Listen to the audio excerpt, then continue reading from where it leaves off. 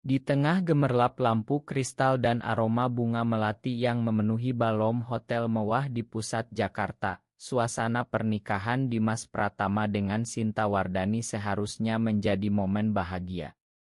Namun tiba-tiba seorang bocah laki-laki berusia 6 tahun bernama Adit berlari kencang melewati barisan tamu yang berpakaian adat langsung menuju pelaminan. Dengan suara lantang dan polos Adit berteriak, "Papa, jangan nikah sama Tante Sinta. Papa cinta sama Om Rea." Seluruh ruangan langsung hening.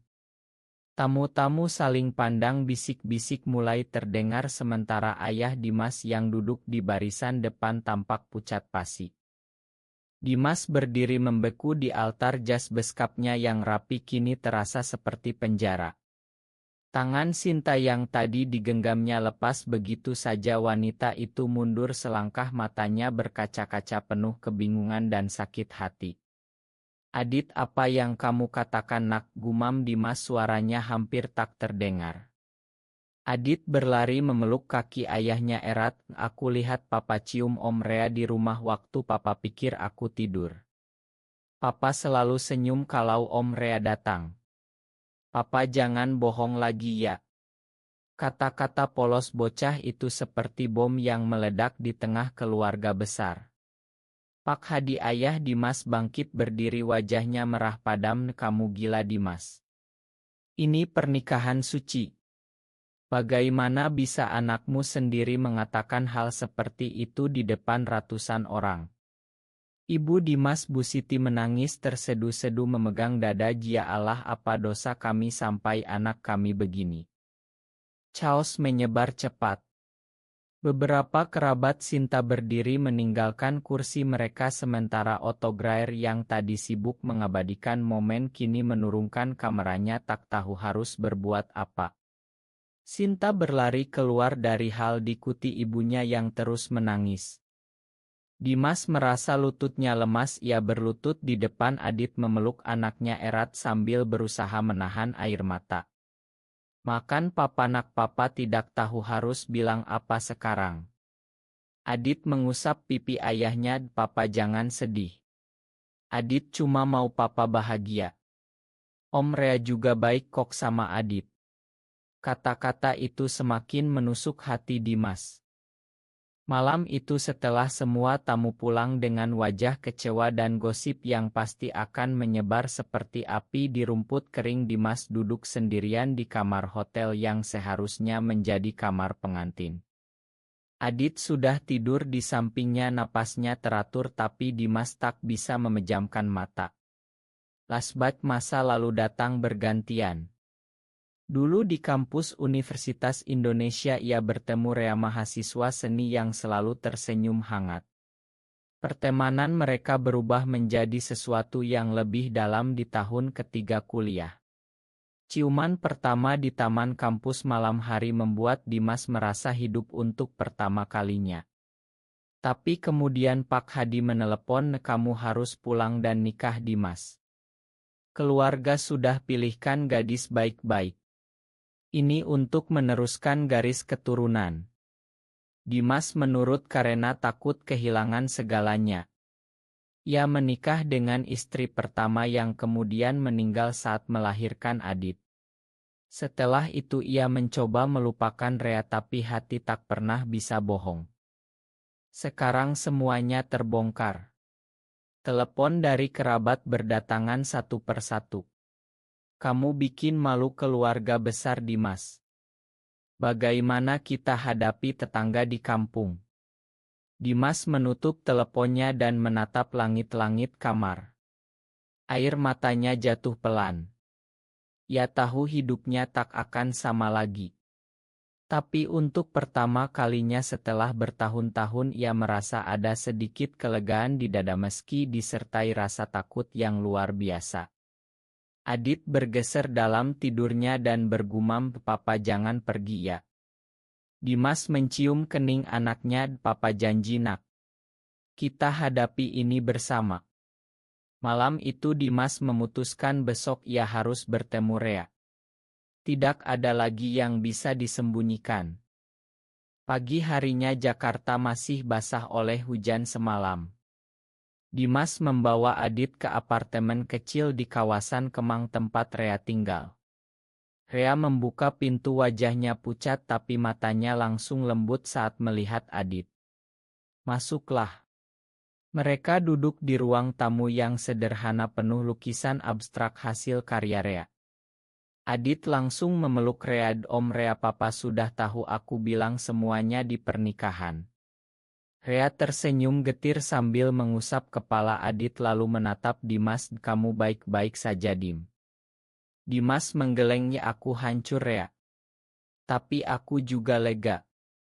Sudah terlalu lama aku bohong pada diri sendiri." Mereka bicara berjam-jam. Adit bermain di sudut ruangan dengan krayon sementara dua pria itu membuka luka lama. Rea mengaku ia tak pernah berhenti mencintai Dimas meski sudah mencoba move on berkali-kali. "Aku tahu tekanan keluargamu besar. Aku tak pernah memaksa. Tapi lihat sekarang, anakmu sendiri yang membuka jalan." Sore itu Pak Hadi datang ke apartemen dengan amarah yang masih membara. "Kamu harus minta maaf ke keluarga Sinta dan kita akan bilang ini hanya salah paham anak kecil." Dimas berdiri tegar. "Untuk pertama kalinya, ayah, aku tidak bisa lagi bohong. Aku mencintai Rea. Ini bukan AC atau kesalahan. Ini aku." Pak Hadi menampar pipi anaknya keras sekali, suara tamparan menggema. Adit menangis ketakutan. Rea maju melindungi tapi Dimas menahan tangannya. "Biarkan ayah. Aku sudah siap terima konsekuensinya." Pak Hadi pergi sambil membanting pintu. "Kamu bukan anakku lagi." Malam harinya Dimas memeluk Adit yang masih sesenggukan. "Papa, kakak marah ya?" Dimas mengangguk. "Iya nak. Tapi papa harus jujur supaya kita semua bisa hidup tenang." Adit mengangguk meski tak sepenuhnya mengerti. Di sisi lain Rea duduk di balkon merokok memandang lampu kota Jakarta yang berkelap-kelip. Ia tahu perjalanan mereka baru saja dimulai dan akan penuh badai. Tapi untuk pertama kalinya setelah bertahun-tahun ia merasa ada harapan. Hari-hari berikutnya terasa seperti mimpi buruk yang tak berakhir. Berita tentang insiden pernikahan Dimas menyebar cepat di kalangan kerabat dan tetangga di kampung halaman mereka di Bogor. Telepon Bu Siti tak berhenti berdering di ibu. "Gimana sih anak ibu? Kami malu keluar rumah." Dimas memilih tinggal di apartemen Rea sementara Adit libur sekolah untuk sementara waktu. Setiap pagi Dimas bangun dengan perasaan bersalah yang berat.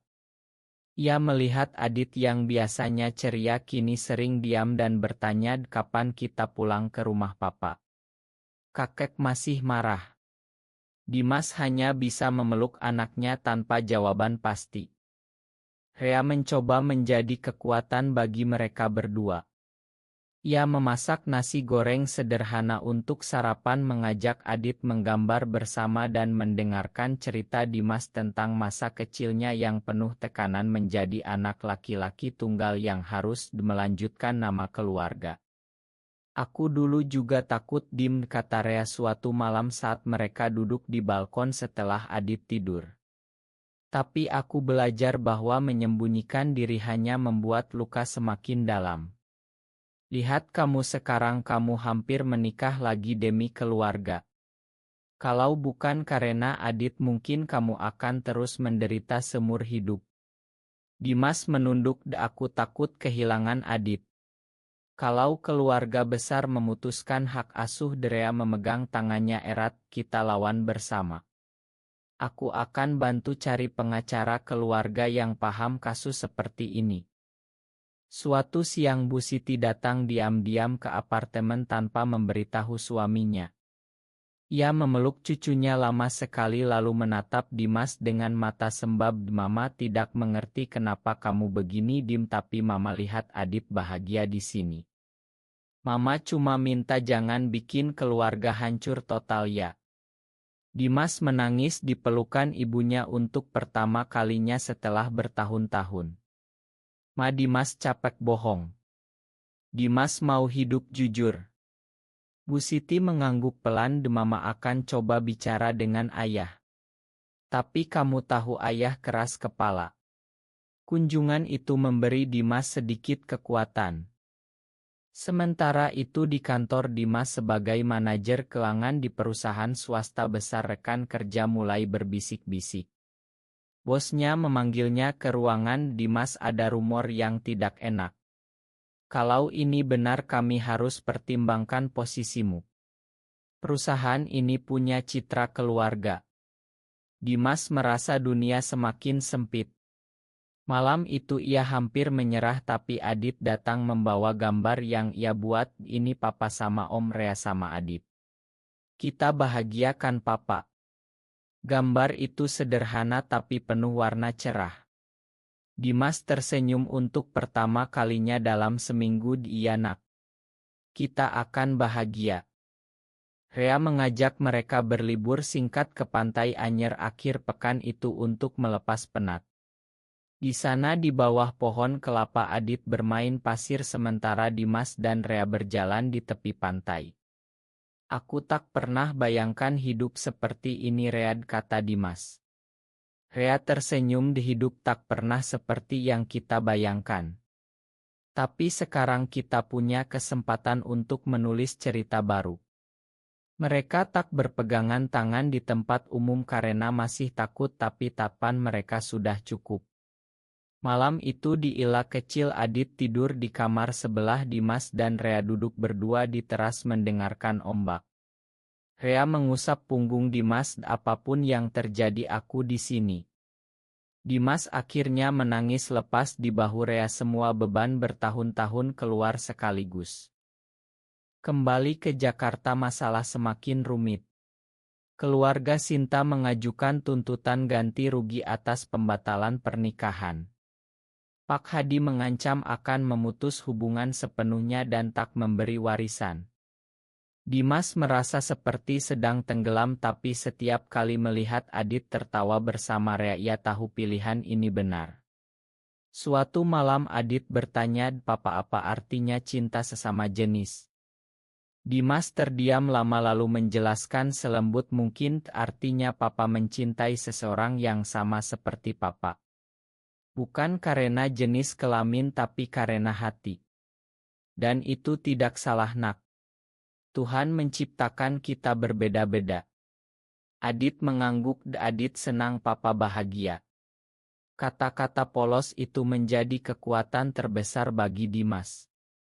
Bulan berikutnya terasa seperti perang yang tak terlihat. Dimas kehilangan pekerjaannya setelah bos memanggilnya untuk diskusi akhir. Kami menghargai kontribusimu tapi citra perusahaan, kata bosnya sambil menghindari kontak mata. Dimas pulang dengan kotak barang pribadinya dan duduk diam di apartemen. Rea yang baru pulang dari studio lukis langsung memeluknya. Kita cari kerja baru. Aku masih punya tabungan. Adit yang mendengar dari kamarnya keluar dan memeluk ayahnya. Papa jangan sedih. Adit sayang papa. Rea memperkenalkan Dimas kepada teman-temannya di komunitas seniman yang lebih terbuka. Ada Bima, seorang desainer gay yang sudah terbuka sejak lama. Browell Cometo Real World. Awalnya berat tapi nanti kamu akan merasa bebas. Dimas mulai belajar menerima dirinya. Ia ikut workshop lukis bersama Rea dan untuk pertama kalinya dalam hidupnya ia merasa bisa bernapas tanpa takut. Tapi keluarga tak tinggal diam. Pak Hadi mengirim surat resmi melalui pengacara meminta hak asuh Adit dengan alasan di lingkungan tidak sehat. Dimas panik. Ia menghabiskan malam-malam mencari pengacara pro bono yang mau menangani kasus di Indonesia. Suatu hari mereka mendapat kabar buruk. Adit pulang dari sekolah dengan mata bengkak. Teman-temannya menggoda, "Ayahmu gaya. Itu dosa besar." Adit tak mengerti tapi ia menangis sepanjang jalan pulang. Dimas memeluk anaknya erat, hatinya hancur. Makan papa, nak, papa bawa kamu ke situasi ini. Rea yang mendengar langsung mengusulkan pindah sekolah ke tempat yang lebih toleran meski biayanya lebih mahal. Kita akan jual mobilku kalau perlu, katanya tegas. Di tengah badai itu muncul pengkhianatan tak terduga. Saudara sepupu Dimas yang dulu dekat ternyata menyebarkan foto lama Dimas dan Rea di kampus ke grup keluarga besar. Lihat ini. Sudah lama dia seperti itu. Gosip semakin liar. Bu Siti menelepon menangis, Dimas ayah sakit karena stres. Tolong pulang dan minta maaf. Dimas hampir menyerah tapi Rea memegang bahunya, kamu sudah berjuang sejauh ini. Jangan mundur sekarang. Malam itu Dimas menulis surat panjang untuk ayahnya.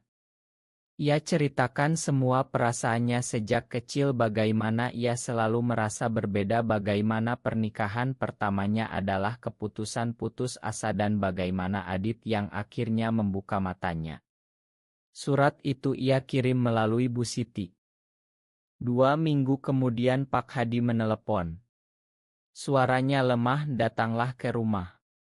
Kita bicara. Dimas membawa Adit dan Rea meski Rea ragu. Di rumah besar di Bogor suasana tegang. Pak Hadi duduk di kursi kayu jati, wajahnya tua dalam seminggu. Kamu benar-benar memilih jalan ini, tanyanya. Dimas mengangguk, iya ayah. Tapi aku tetap anak ayah. Aku tetap mencintai keluarga ini. Adit mendekat, kakak Om Rea baik. Dia ajarin Adit gambar. Pak Hadi menatap cucunya lama lalu menghela napas panjang, Mama, kamu sudah cerita semuanya. Ayah masih sulit terima. Tapi ayah tidak mau kehilangan cucu. Itu bukan penerimaan penuh tapi awal yang cukup bagi Dimas. Bu Siti menangis bahagia memeluk mereka semua. Malam itu di kamar lama Dimas, Rea tidur di kamar tamu karena masih ada batas. Dimas berbaring memandang langit-langit kamar masa kecilnya yang penuh poster bola. Ia tersenyum tipis. Perjalanan masih panjang tapi setidaknya pintu mulai terbuka sedikit. Adit tidur di sampingnya bergumam, papa besok kita gambar bareng Om Rea. Dimas mencium keningnya, iya nak. Besok dan seterusnya. Setelah kunjungan ke Bogor, kehidupan mulai menemukan ritme baru meski masih rapuh. Dimas mendapat pekerjaan sebagai konsultan keuangan relance berkat jaringan Rea. Penghasilannya tak sebesar dulu tapi cukup untuk mereka bertiga. Adit masuk sekolah baru di kawasan Depok yang punya program inklusi. Guru-gurunya ramah dan tak banyak bertanya. Rea semakin sering mengajak Adit ke studio lukisnya mengajari anak itu teknik dasar cat air. Melihat mereka berdua tertawa membuat hati Dimas hangat. Tapi masyarakat tak selalu ramah. Suatu hari saat mereka bertiga jalan di mal, seorang pria paruh baya menghampiri dan berkata keras, ini yang bikin malu bangsa. Merusak generasi muda. Orang-orang sekitar mulai menatap. Dimas langsung melindungi Adit sementara Rea mencoba tenang, kami tidak mengganggu siapa-siapa pak. Situasi hampir memanas tapi satpam mal datang memisahkan. Malam itu Adit bertanya, papa kenapa orang marah sama kita? Dimas menjelaskan sebaik mungkin karena mereka belum mengerti nak. Tapi kita tetap baik ya. Di tengah itu muncul ujian baru. Rea mendapat tawaran pameran lukis besar di Bali selama sebulan. Aku ingin kamu dan Adit ikut, katanya. Dimas ragu karena pekerjaannya baru stabil tapi akhirnya setuju. Di Bali mereka tinggal di ila kecil dekat pantai. Setiap pagi mereka berjalan di pasir, Adit bermain ombak sementara Dimas dan Rea duduk di kursi santai berbicara tentang masa depan. Aku ingin kita punya rumah sendiri, kata Rea. Tempat di mana Adit bisa tumbuh tanpa takut. Dimas mengangguk, kita usahakan. Suatu malam di pantai saat Adit sudah tidur mereka berdua duduk di bawah bintang-bintang. Rea menggenggam tangan Dimas untuk pertama kalinya di tempat terbuka. Aku bangga padamu Dim, kamu berani sekali. Dimas tersenyum, tanpa kamu aku tak akan sampai sini. Mereka berpelukan lama, angin laut membawa aroma garam dan harapan. Keesokan harinya Adit bertanya, Papa Om Rea kalian menikah nanti? Pertanyaan polos itu membuat mereka tertawa. Dimas menjawab, mungkin suatu hari nak. Kalau Indonesia sudah lebih baik. Kembali ke Jakarta mereka mendapat kabar baik. Pengacara berhasil memenangkan sidang hak asuh sementara. Pak Hadi tak lagi menuntut. Bu Siti mulai sering datang berkunjung membawa makanan rumahan dan pelan-pelan mencoba mengenal Rea. Kamu baik anak, katanya suatu sore sambil minum teh. Rea tersenyum, terima kasih Bu. Saya hanya ingin Dimas dan Adit bahagia. Tapi ada satu pengkhianatan terakhir. Teman lama Dimas dari kantor dulu yang dulu dekat ternyata menyebarkan ide lama mereka berdua ke media sosial. Gosip meledak lagi. Dimas mendapat ancaman online, kamu harus dihukum. Rea langsung melaporkan ke polisi meski tahu prosesnya lambat. Malam itu Dimas hampir putus asa, mungkin aku memang membawa sial untuk kalian. Rea memeluknya erat, kita lebih kuat dari ini. Lihat Adit, dia bangga sama papanya. Adit yang mendengar dari kamar keluar dan memeluk mereka berdua, Papa Om Rea jangan takut. Adit lindungi kalian. Tiga orang itu tertawa di tengah air mata. Tahun pertama penuh badai berlalu dengan lambat. Dimas dan Rea memutuskan membuka usaha kecil studio lukis dan konsultasi keuangan di rumah baru mereka di pinggiran Depok. Rumah sederhana dengan halaman kecil tempat Adit bermain sepeda. Tetangga awalnya curiga, tapi setelah melihat Adit yang ceria dan dua pria itu selalu sopan, perlahan mereka menerima. Bu Siti datang tiap akhir pekan membantu memasak dan mengajari Adit mengaji meski kadang masih ada tapan sedih. Pak Hadi belum sepenuhnya bicara, tapi ia mulai mengirim uang untuk Adit lewat ibunya untuk cucut, katanya singkat. Adit sekarang berusia 7 tahun dan mulai bertanya lebih dalam tentang dunia. Di sekolah ia punya teman baru yang orang tuanya juga terbuka. Suatu hari ia pulang dan berkata, Papa, temanku bilang ada orang seperti Papa dan Om Rea di buku cerita. Mereka berani. Dimas tersenyum bangga. Rea mulai mengikuti pameran lukis lebih sering dan lukisannya tentang cinta yang tak terlihat mulai mendapat perhatian di kalangan seniman muda. Tapi krisis datang lagi. Dimas sakit keras karena stres bertahun-tahun. Ia dirawat di rumah sakit selama 2 minggu. Rea tak pernah meninggalkan sisinya mengurus semua administrasi dan Adit yang ketakutan. Bu Siti datang setiap hari membawa bubur ayam kesukaan Dimas. Suatu malam di kamar rawat inap Rea memegang tangan Dimas yang lemah, kamu harus sembuh Dim, kami butuh kamu. Dimas tersenyum lemah, aku janji. Ini terakhir kali aku biarkan ketakutan menguasai aku. Saat Dimas pulang rumah terasa lebih hangat. Adit membuat kartu ucapan selamat sembuh dengan gambar 3 orang memegang tangan di bawah pelangi. Rea memasak sup kesukaan. Malam itu setelah Adit tidur, Dimas dan Rea duduk di teras rumah baru. Aku sudah memutuskan, kata Dimas. Aku ingin kita hidup terbuka sepenuhnya. Tidak ada lagi sembunyi-sembunyi. Rea memeluknya, aku siap kalau kamu siap.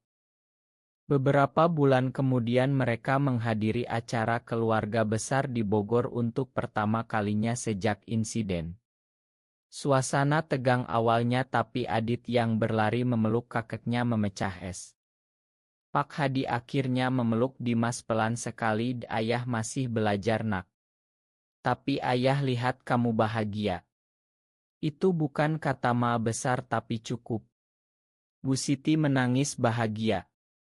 Rea berdiri di belakang memberi ruang tapi Pak Hadi mengangguk ke arahnya. Terima kasih sudah jaga anak saya.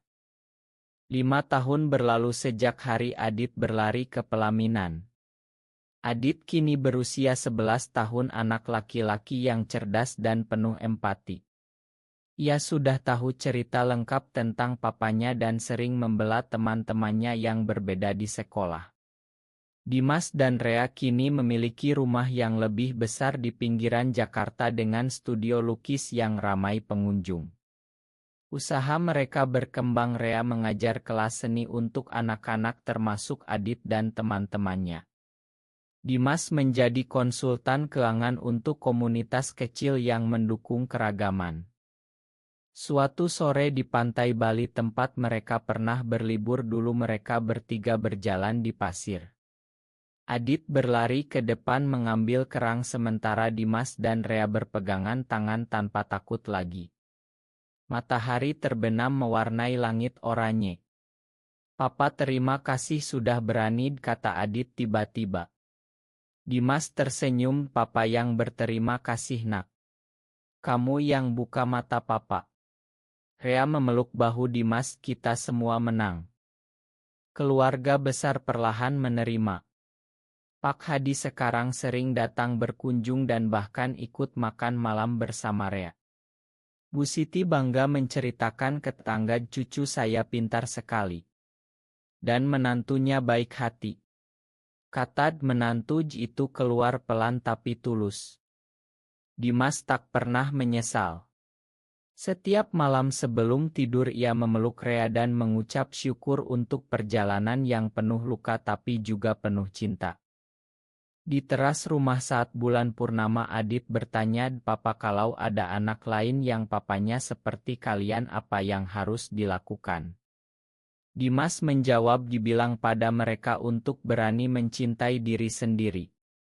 Dan ingat cinta tidak pernah salah. Rea mengangguk sambil tersenyum. Apakah menyembunyikan identitas diri demi keluarga adalah pilihan yang benar? Benar atau salah?